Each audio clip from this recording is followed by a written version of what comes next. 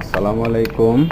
আপনারা দেখতে পাচ্ছেন বেগুন ভর্তা করা হচ্ছে। এটি রাজশাহীতে অনেক সুন্দর পরিবেশে এখানে তৈরি হচ্ছে কালাই রুটি। কালাই রুটির সাথে রাজশাহীর বিখ্যাত সুস্বাদু কালাই রুটি, যা খেতে দুর্দান্ত টেস্ট।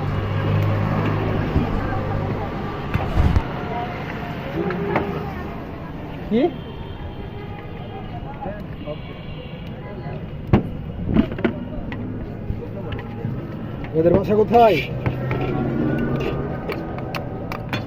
বলতে পারছো না? পাবনা থেকে আসছি।